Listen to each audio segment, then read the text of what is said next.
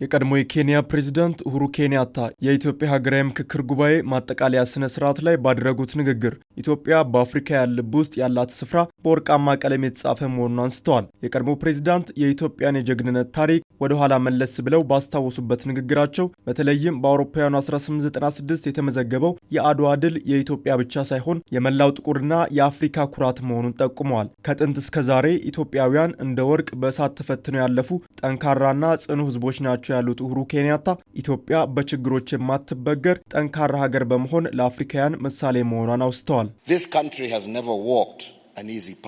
የኢትዮጵያ ታሪክ ሁልጊዜም የጽናትና የጀግንነት ታሪክ ነው።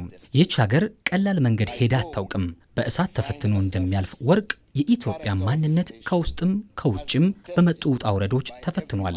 በፈተናዎቿ ውስጥ ሁሉ ግን ለአፍሪካ ያበረከተችው ውለታ ቀላል አይደለም። በፈረንጆቹ 1896 አብዛኛው የአፍሪካ ክፍል በቀኝ ግዛት ስር በነበረበት ወቅት ኢትዮጵያውያን ወራሪውን የቀኝ ግዛት ኃይል ገጥመው ድል አደረጉት።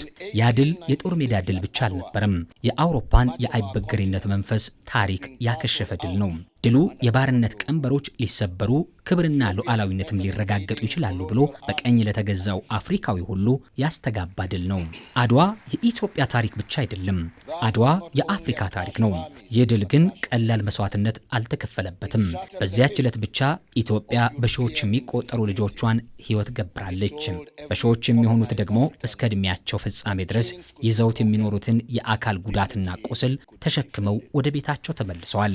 እነዚህ ኢትዮጵያውያን ከትግራይ፣ ከሸዋ፣ ከወሎ፣ ከጎጃም፣ ከኦሮሚያና ከሌሎችም የሀገሪቱ ማዕዘናት ሁሉ የመጡ ቢሆንም በአድዋ ተራሮች ላይ የወደቁት ግን እንደየብሔራቸው ተለያይተው አይደለም፣ በአንድነት ነው። ዛሬም በአንድነት ይታወሳሉ። አንድ ህዝብ ብቻውን በአድዋ አላሸነፈም። ያሸነፈችው ኢትዮጵያ ናት። They did not fall as members of one ethnic group.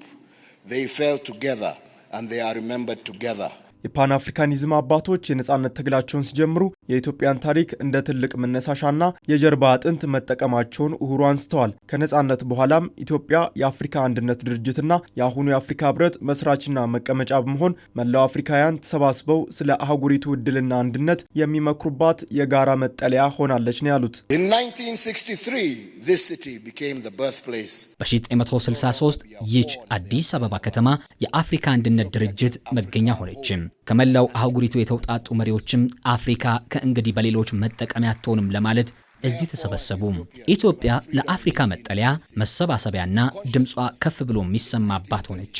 ስለዚህ እንደ ኢትዮጵያዊነታችሁ በ1896 ነጻነትን፣ በ1936 ንቃተ ህሊናን፣ በ1963 ደግሞ የአፍሪካ አንድነትን አስገኝታችኋል። ዓለም የኢትዮጵያን ታሪክ የኢትዮጵያውያን ህዝብ ከሚያውቀው በላይ ጠንቅቆ እንደሚያውቀው አምናለሁ። እኔ ኢትዮጵያዊ አይደለሁም። ለኢትዮጵያውያንም ታሪካቸውን ለመንገር አልደፍርም። ምክንያቱም ያ ታሪክ የእናንተ ነው፣ የቅድመ አያቶቻችሁ ነው፣ የማህበረሰባችሁ ነው።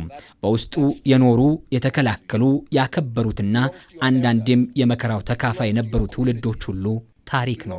በምትኩ እኔ ከፊታችሁ የቆምኩት እንደ ኢትዮጵያዊ ወዳጅ ነው። ይህ ሀገር ለኔ ተወዳጅና ሁለተኛ ቤት ሆናልኛለች። አንዳንዴ ወዳጅ የሆነ ሰው ሀገርን ከውጭ የመመልከትና ሰዎቹ ሁልጊዜም ስለሚያዩት ሊያስተውሉት የተዉትንም አስደናቂ ትልቅ ሀብት የማስታወስ እድል አለው። And sometimes a friend has the privilege of looking at a country from the outside and reminding its people of something extraordinary that they encounter so often that they may cease to see it. ፈጥነ መጓዝ ከፈለክ ብቻህን ሂድ፣ ሩቅ መጓዝ ከፈለክ ግን ከሌሎች ጋር ተጓዝ የሚለውን ኢትዮጵያን ያደረጉት ሀገራዊ ምክክር ሁሉንም ያካተተ ዘላቂ ሰላምና የውይይት ባህልን እንዲዳብር የሚያደርግ ጽኑ መሰረት የሚጥል እንደሆነም አንስተዋል። Your peace is not a favor. Your peace is the condition of your own rest.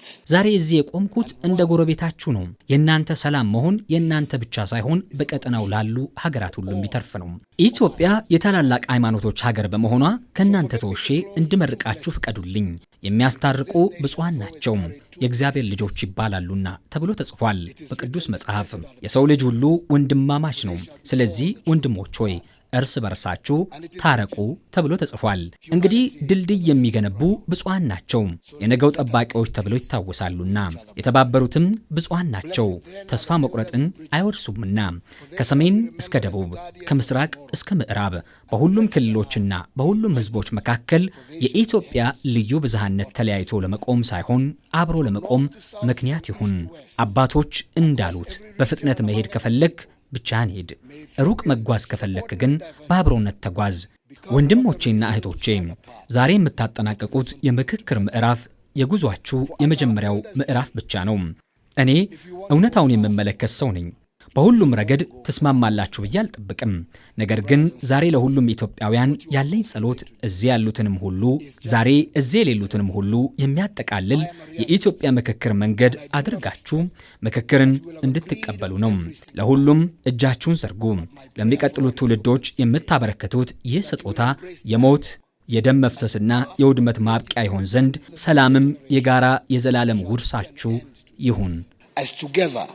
You walk down a path of dialogue, inclusion, peace, and prosperity.